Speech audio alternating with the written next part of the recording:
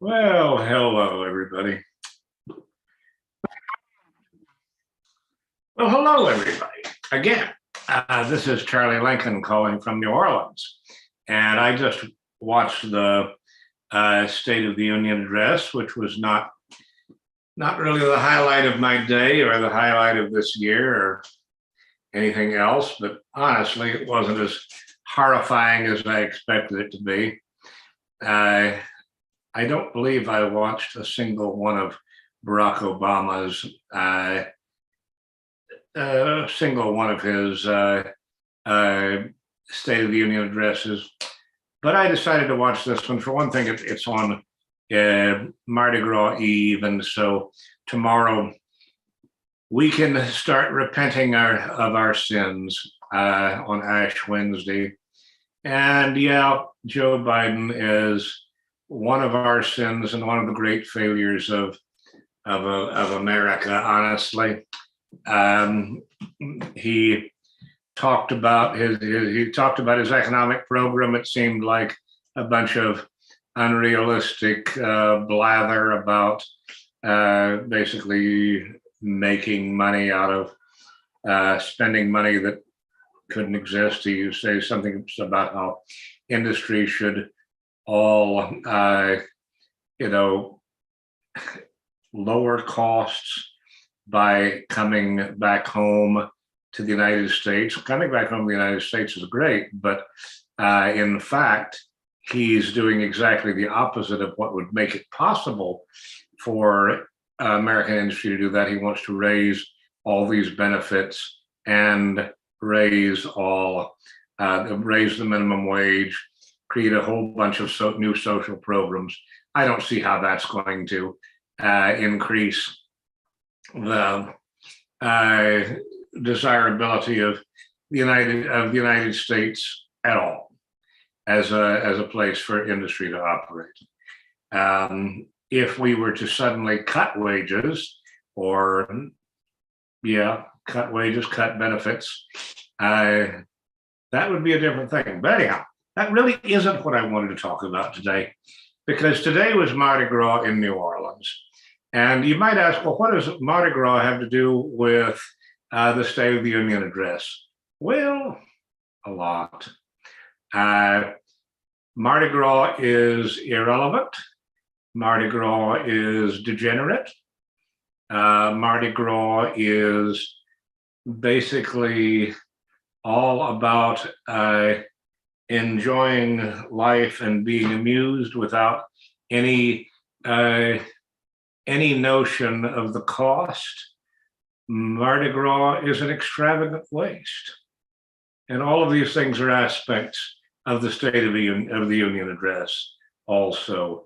Everything that Joe Biden was proposing was extravagant and unrealistic and somewhat nonsensical, although he only made a couple of really amusing bloopers. He said, for instance, there is no wall high enough to stop a vaccine. I think he meant the virus, but he said that there's no wall high enough to stop a vaccine. And anyhow, he didn't really have anything interesting to say about COVID or anything else except for that. And I think that was a misstatement. But anyhow, what bothers me, Mardi Gras is definitely fun in New Orleans. I only went to three or four, maybe five parades this time, and I certainly didn't stay for the entire parade of any of them. I just walked down St. Charles, close to my house, and watched the people, looked at the mountains of trash,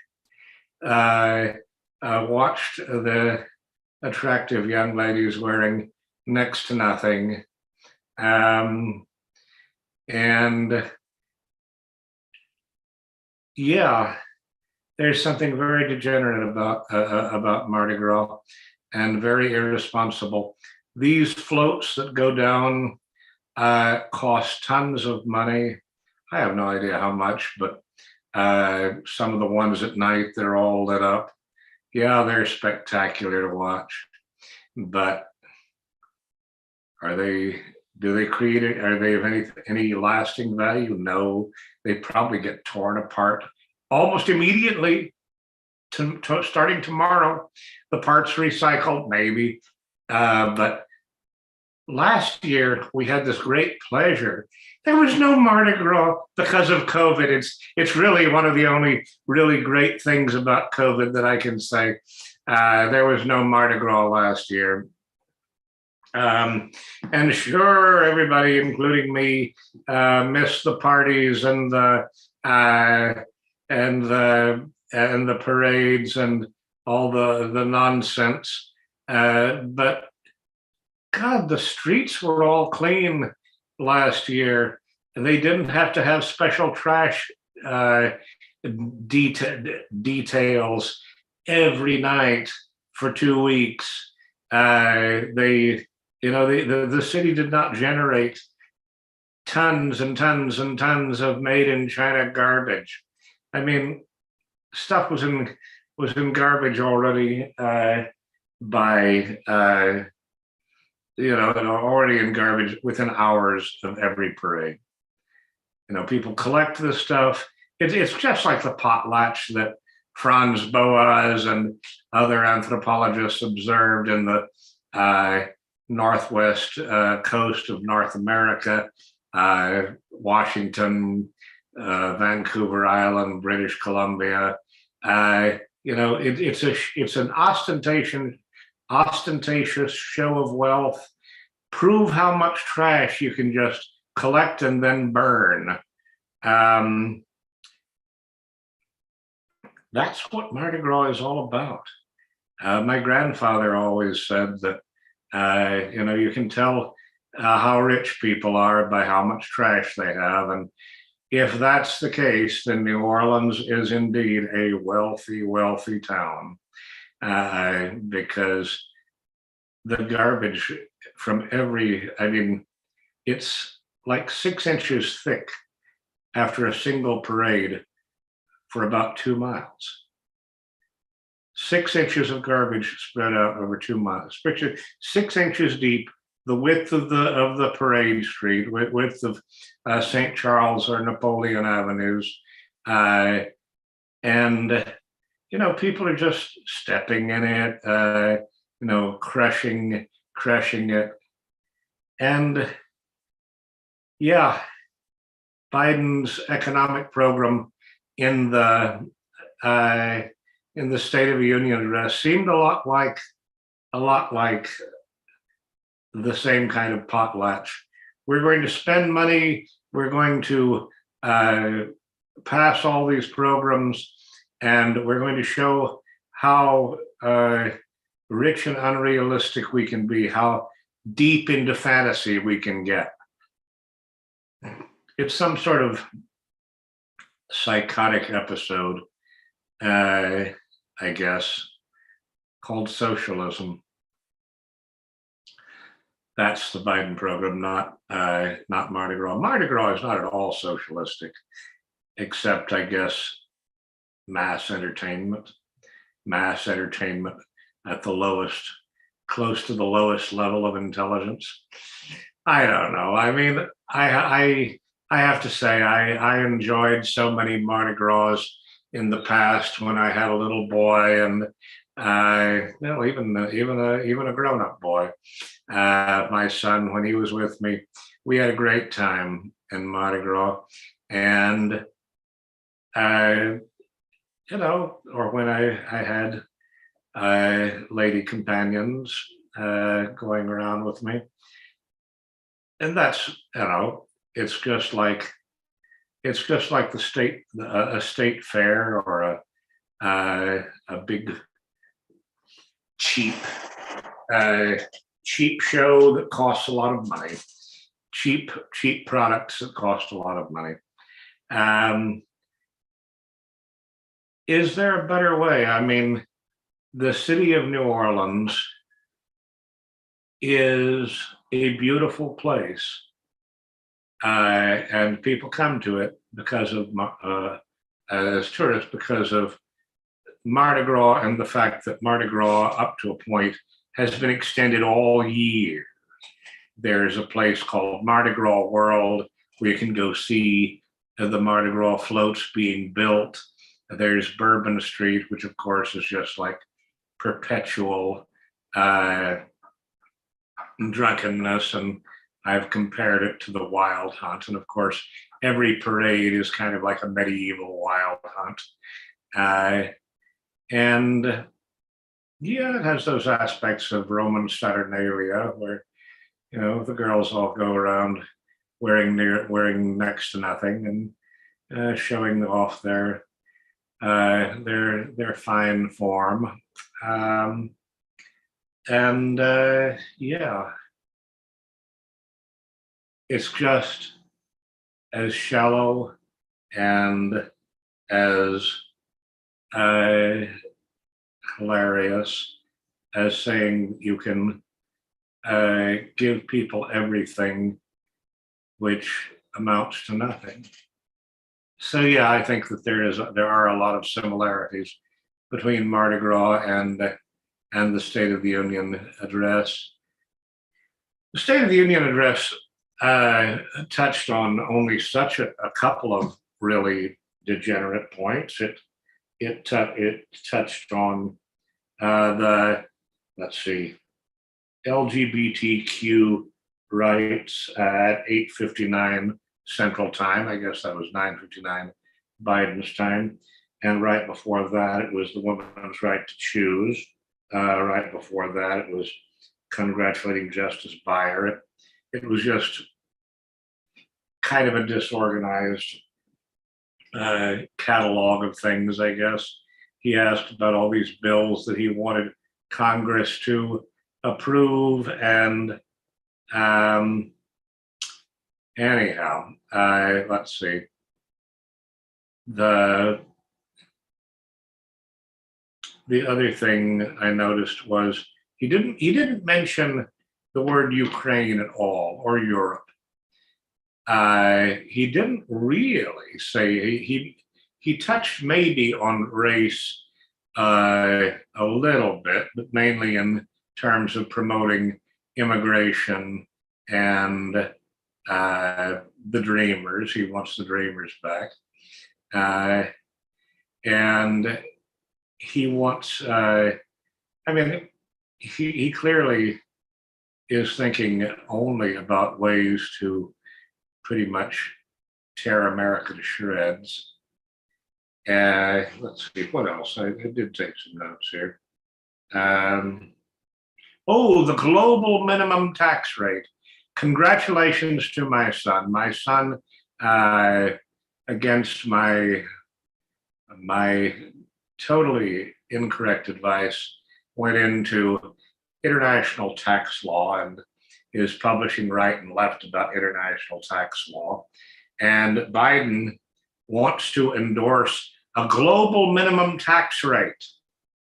Can you imagine a global minimum tax rate? Folks, that is world government. There is no question about that being world government. That is all it is world government. And yet, at the same time of endorsing world government, he doesn't discuss Ukraine. He doesn't discuss Europe. He certainly didn't mention any of the other continents on Earth. He did not mention Africa or Asia. He mentioned the premier of China. So I think that this is a very interesting thing. He certainly didn't. I guess maybe Sam Dixon would approve of the fact that he didn't dwell on Ukraine, because it was very much an isolationist speech, except for the global minimum tax and the immigration issues. But of course, on Mardi Gras, we celebrate excess. Biden celebrates excess, and this is the way of the world. The way of the world is all about wanting things we cannot have and no realistic way to get them. So those are my thoughts. Mardi Gras saw some return to prosperity. All the Uber drivers in New Orleans were very happy about it.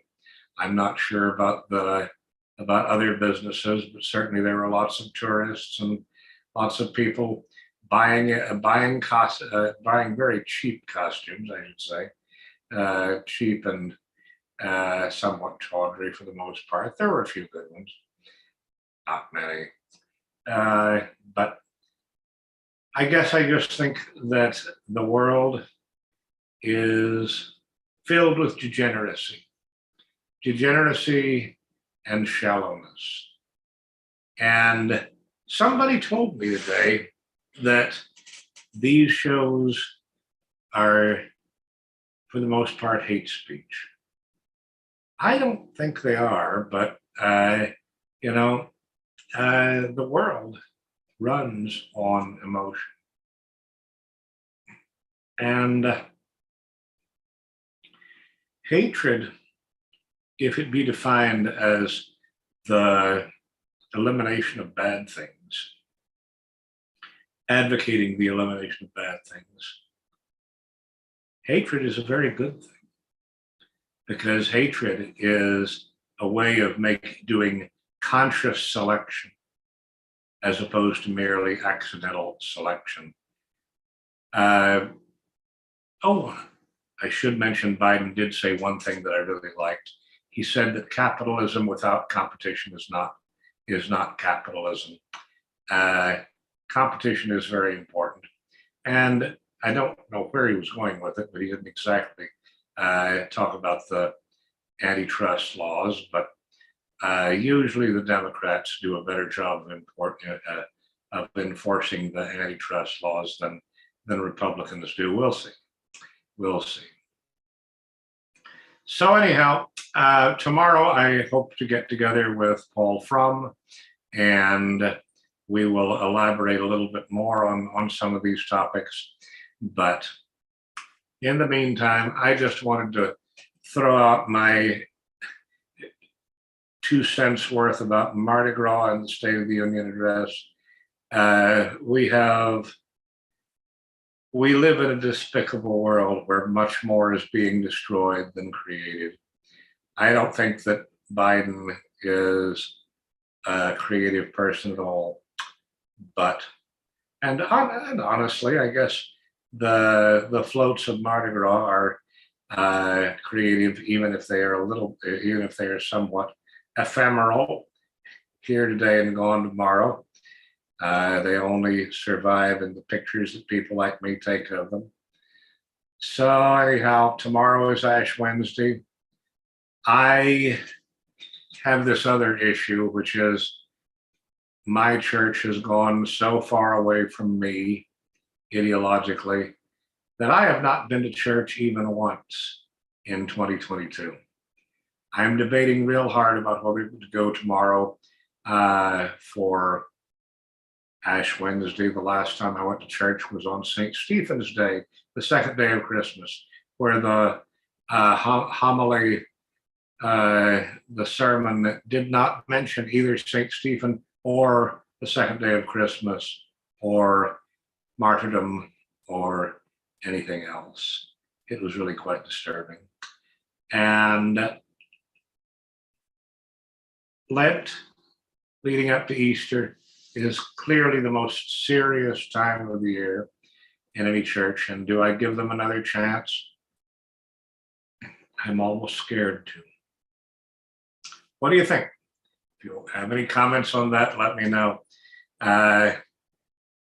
Lent is I've got a good stock of canned salmon and canned tuna. So if I want to keep a good Lent, I can. No pun intended. I have a lot of cans. Anyhow, you should always have a can-do attitude. I'm sorry, I'm tired from wandering around on Mardi Gras, I guess.